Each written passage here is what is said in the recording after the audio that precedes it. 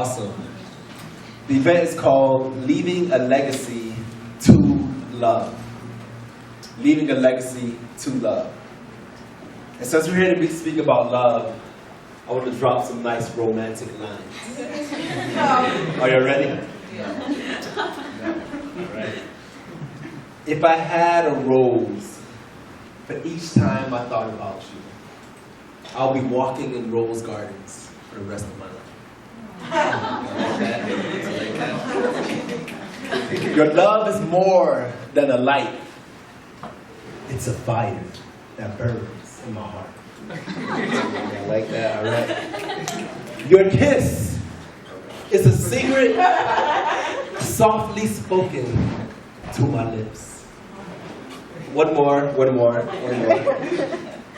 Other men have seen angels, but I've seen you, and I'm content. Those lines are reserved for people in a romantic relationship.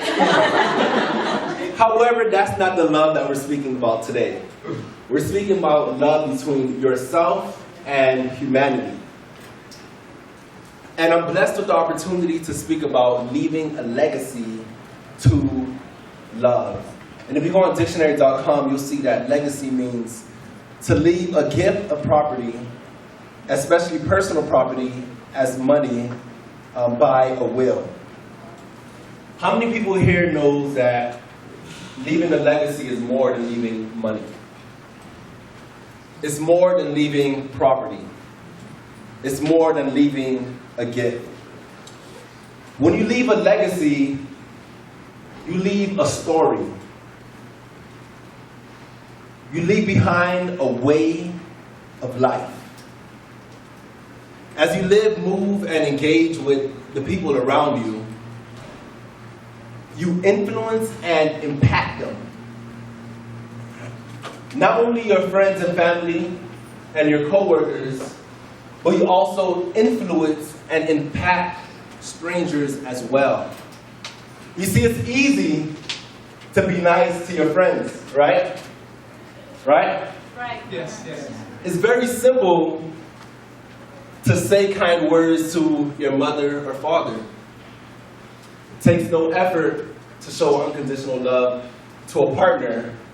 But what about a stranger? What about a stranger? Have you ever said, I love you to a stranger? Have you ever done something to show that you love a perfect stranger? See, when you say I love you to a stranger, it's not because you love their character, because frankly, you don't know their character. You don't know who they are. It's not because you're appreciating a gift that they gave you, because they probably never gave you a gift. But if you say I love you to a stranger, you're saying it because you appreciate them for who they are. Because they're a human being. And every human has something called intrinsic worth and intrinsic value. That means you're worthy in and of yourself because of who you are. So when you're able to dedicate time and dedicate energy and resources to a perfect stranger, it's not so you can get something in return, but it's because you're appreciating the sanctity of life. Are y'all following me? Yes. Are y'all following me? Yes. So I mainly want to speak about loving others and strangers, but I feel like there's a couple of other things that we could touch up on really quick. Number one is loving yourself. Number two, loving your friends and family. And of course, number three is loving others. So number one, love yourself. And I feel as if that's very important. Because loving yourself is foundational for a healthy life. Mentally, physically, spiritually, emotionally, intellectually. Loving yourself is extremely important. One way that you can love yourself more is to become comfortable with yourself. There's many people who, they never spend time alone. And there's a difference between being alone and being lonely. When you're able to spend time with yourself alone, It shows how much you value your own presence. It shows how much you value your own self. Nowadays with social media and all the work that we get at school, our job, terrible traffic, we barely spend time with ourselves. And now that we have music and, well, we've been having music, but now that we have earphones and iPhones and Galaxies and iTunes, we never or rarely spend time to just sit in silence and appreciate our own presence. Am I right? You're right. So one way to love yourself is to begin being comfortable with yourself. Number two is be honest with yourself. I feel as if introspection is very important. That's something that I like to do. I like to examine my own life. One is minor for me, but major for others. One thing I like to do is sing. I sing in the shower. I sing while I'm putting on my clothes. I'm singing while I'm driving to school. Singing in the hallways. And I'm singing when I get in the office. And let me tell you a secret. I cannot sing. I can't sing at all. You can ask Natalie in the back. You can ask anyone in the office, I cannot sing. And I'm aware of that. I don't need anyone to tell me. You won't catch me on American Idol singing, my mama don't like you. But you won't catch me on American Idol singing that because I know I cannot sing. I already done the introspection. I said, Jeff, you can't sing at all. Don't try. But I like doing it. And that's a lighthearted joke for something very serious. Examining your life and examining who you are and what you can do to improve. Because once you examine yourself, it shows that you care about who you are and you care about the impact that you're making.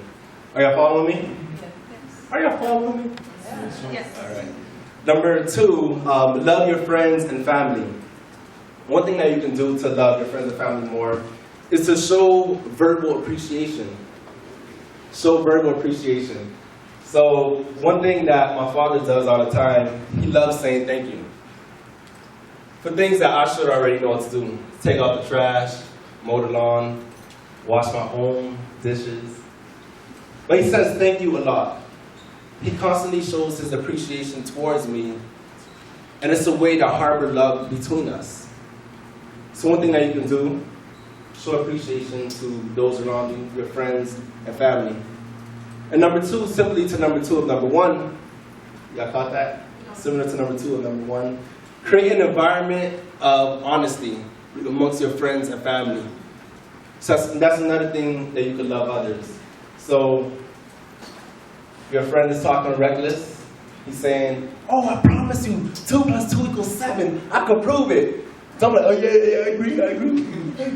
Makes a lot of sense. No, don't do that. Like, hey, Johnny, yeah, Johnny, no, 2 + 2 = 4. Another lighthearted joke for something serious as well. Be honest with yourself. Be honest with your friends. Be honest with your family and the people around you. And number three, I'm moving quickly because I know we have to go, is to love others. And that's what we're here today. That's what we're here today for. The American Cancer Society. They've been an organization for, I think, Jessica told me, 103 years. 103 years of loving others that's almost purely volunteer ran. Isn't that amazing? Isn't that amazing? Many of the volunteers don't even have cancer, but they're out there fighting and lobbying on the behalf of those who do. And also lobbying so they can prevent you and I from getting cancer. I think that's an amazing thing. There's the quote that says, everyone is fighting a battle you know nothing about, so be kind always. So a couple of things that we can do to love others is to share a moment with someone. Share a moment with a stranger. About 2 years ago, on my birthday, which is August 6th, you want to give me any gifts? About 2 years ago, instead of waiting to receive the gift for my birthday, I decided to go to a florist down the street from my house in Miami, and I bought about 2 dozen roses, and I went out and I gave it to the women that made an impact in my life. And of course, they really appreciated it, and we shared a great moment together. Then a couple of months later in December, I said, man, I should do the same thing, but for strangers. I'm sure that'll be impactful, right? So that's what I did. We gathered a bunch of friends. We bought water bottles, we bought roses, we bought letters, wrote little letters, little motivational letters, like, you can do that, stuff like that. I'm Mario. No, I didn't. And we went out in the community and we handed out water bottles to construction workers. We handed out the roses to women at bus stops or wherever they were on the streets, just handing them out outside of Walgreens, and just shared a moment with a perfect stranger in a way to show that we love them and that there's people in the community who cares. Number 2, this is a nice one. Giving hurts, but it also heals. Let me say it again. Giving hurts, but it also heals. About, I think it was 2009, a couple of friends and I were at our church and we were just having a good time in the parking lot. And a homeless man approached us, and I forgot what he said. I don't know what he said. But we ended up buying him like chips and cookies and Arizonas. I know it wasn't rice and chicken, but that's what we had at the time. But we gave him a whole bunch of little snacks. And around that time was around the tail end of winter of that year. So it was pretty chilly outside. And we noticed he didn't have a jacket. And then I gave him my jacket, and then we didn't think anything of it. And then, have a nice day. Fast forward towards the end of the year in November, we were having sort of like a Thanksgiving for the people in the community. And people came and they ate. And he actually came to the event. And he recognized who I was, but he thought I was my brother. So he went up to my brother and he was like, oh, thank you so much. I really needed the jacket. It was great. And he was wearing it. He was like, I still wear it to this day. It was very helpful. And although he didn't say it to me, they came up to me and said, hey, he came. And I was really excited to hear that. And it shows that one little gift, and me, I don't have a lot of clothes. I don't have a lot of swag. I don't know what I call it nowadays, young people. I'm kidding. I don't have a lot of swag, so giving away a jacket is a big thing. It hurt, but at the same time, when you give, it also helps. And the third one is imagine life in their shoes and treat them how you would like to be treated.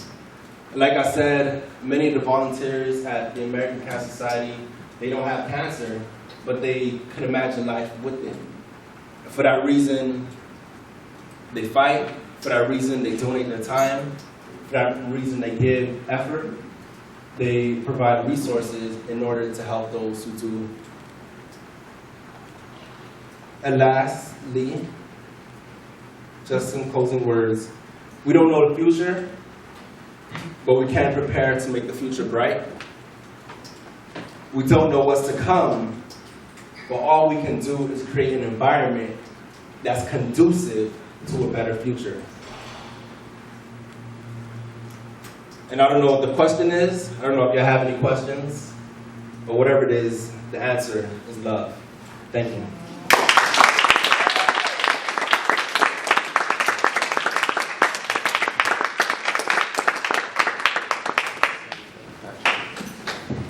Well, thank you, Jefferson Noel, for that wonderful speech.